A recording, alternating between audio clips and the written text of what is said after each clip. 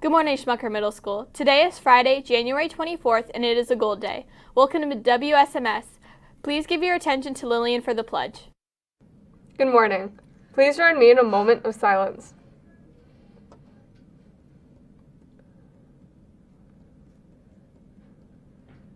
Please stand and face the flag for the Pledge of Allegiance. I pledge allegiance to the flag of the United States of America and to the republic for which it stands, one nation, under God, indivisible, with liberty and justice for all. Remember to show respect, make a difference, and set the bar high. Have a great day. Now back to the announcers.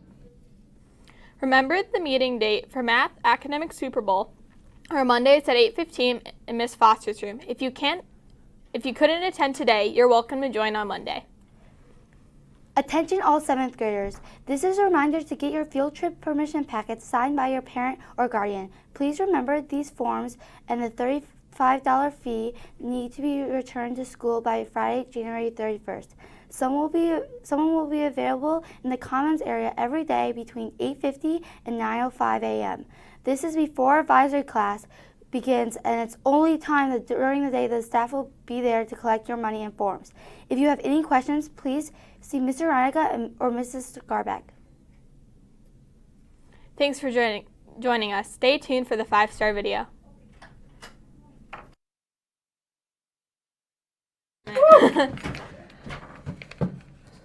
Hey everybody, I'm sorry about that. Thank you guys very much. Hey, I just want to get on for a quick second and do our Spartan Spotlight for our student winners and then our Cheers for Peers. And then I also have a huge shout out for our ski club members as well. So this week, our Spartan Spotlight winner for 6th grade is Eileen O'Hara. Our 7th grade winner is Curtis Curran. I hope I'm saying that correctly. And our 8th grade winner is Natalie Reed. So if you guys could come down after the 5-star video, at the end of advisory, we'll go ahead and share with you who nominated you and get you your shirt, okay? And then our Cheers for Peers is Miss Chris. So congratulations, Miss Chris. We will be by with your gift card as well for you. And then also, like I mentioned, I want to give a huge shout out to our ski club members. If you were in ski club, you have a couple hands in the air so everybody knows. Last night we went on our first trip and unfortunately the ski lift broke down. And so we had kids who were worried about getting to the bus on time because we said we have to be there at 8:30. And so we had kids who were taking off their snowboards and taking off their skis and making the trek up the hill, carrying their snowboard, carrying their skis, just being responsible, trying to make sure that they get to the bus on time. And then we had kids who were kind of stuck up on the chairlift, and they were doing an awesome job too. And I mean, for the most part, other than those kids, everybody was on the bus, polite, respectful to the staff. It was just a really, really great day to be a Spartan, and I appreciate you guys and look forward to going again next Thursday. That's it for me. Back to the desk. Thanks for joining us. Stay tuned for the 5-star video.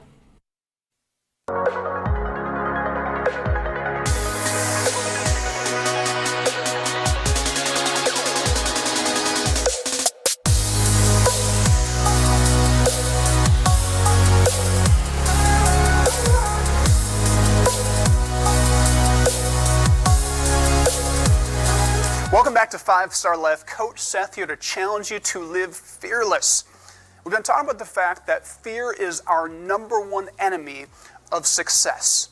And I've kind of laid a foundation over the last several weeks talking about the fact that fear actually is really at the root issue of anxiety and stress and negative thoughts and depression that lead to mental health issues.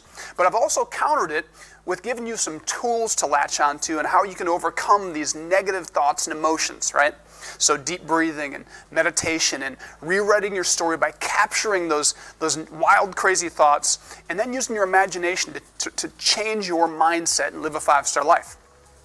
About a month ago, I was visiting one of our 5-Star Life schools, and I had a student come up to me, and he was really serious, and he introduced himself and then just said, "Coach Seth, can you please do a video lesson that discusses suicide prevention?" I said, "Of course, but why do you ask?" He said, "Coach Seth, every week by week, those videos help people get by." He said, "But some people, they're hanging on by a thread, and they need to know what to do to overcome these thoughts of suicide." So at the request of that stellar 5-Star Life student, today I want to talk about the suicide epidemic. When I say epidemic, I mean it. You know that suicide is the 3rd leading cause of death among 15-year-olds to 24-year-olds? It's an epidemic.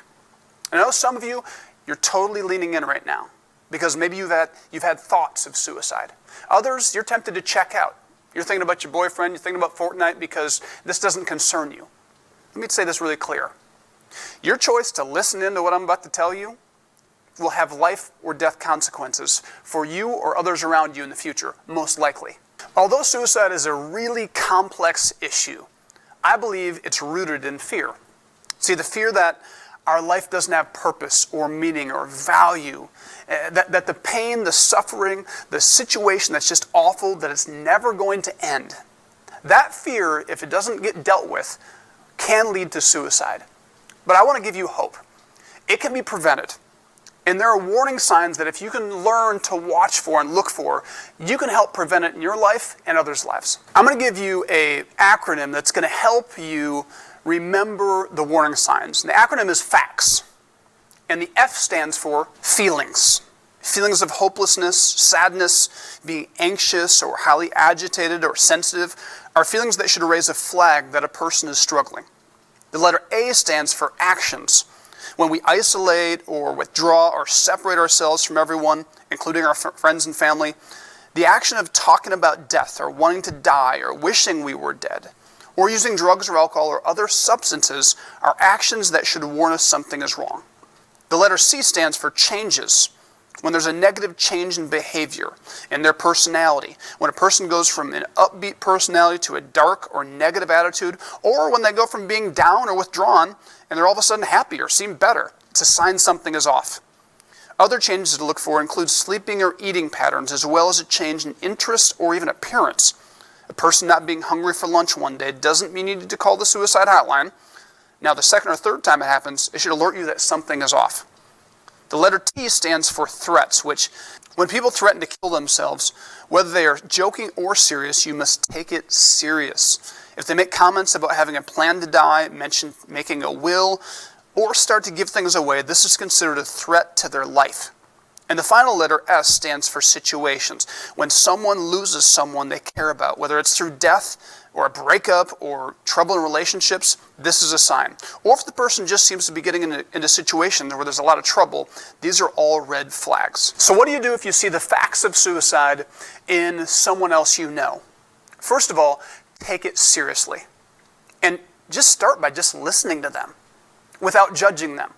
Like, shaming them and telling them they're crazy for thinking this is not going to help the situation. And don't be afraid that you're not a doctor or a therapist. Don't panic, stay calm, and just be with them in that moment. So one of the biggest myths about suicide is that if you ask a person if they're contemplating committing suicide, that it's actually going to cause them, trigger them to do it. Not true at all. One of the most respectful things that you can do if you see these signs, these facts, is to ask them, are you considering ending your life? Are you having feelings about ending your life? That's respectful. And then just sit there and listen to what they have to say without any judgment, without any criticism. And then the next step is try to help them remember reasons for living. Even asking them questions like, how would your parents feel? How would your loved ones? What about everybody left behind? What about the things you want to accomplish? Remind them about the positive things. They're in such a dark place. But once you get through that process, it's so important that you get them help immediately. Persuade them. You can do that by being a support and offering to go with them. Hey, I'll go with you to the counselor. I'll go with you to your parents. I'll be a support to you. I'm here, I'm with you, I'm for you. If they don't want you to do that, you still need to follow up and get them help immediately. You need to reach out. The resources in your notes will give you the steps to do that. But you need to get them help immediately. It's really serious. Once you've taken those steps, the most important part now is to follow up. Be a friend to them. Ask them how they're doing. Invite them to be a part of a club or a team or your youth group. Invite them to get incorporated back into relationships, connected, where they can clear their mind and have some reasons for living.